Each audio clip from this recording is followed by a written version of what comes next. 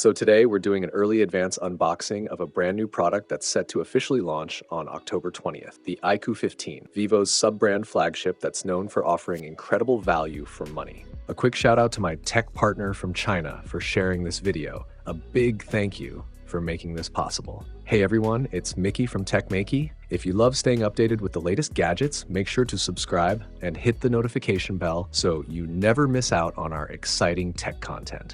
As soon as we open the box, the first thing we see right on top is the main device itself. Beneath that, there's a silicone protective case that matches the phone's color. No more of those plain transparent ones.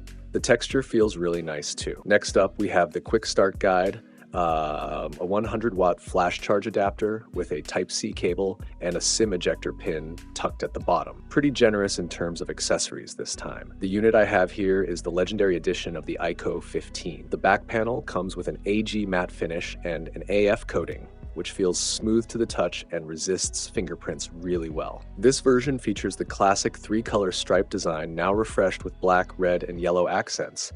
A nice evolution from previous models. Moving to the camera module, the design hasn't changed drastically from the last generation, though the corners, R angles, are now a bit more rounded, and the camera bump is slightly reduced. The module also highlights a new marking, 100X, on its surface. The frame is made of frosted metal, giving it a premium grip, and there's also a speaker grill on the top edge. All right, let's power it on.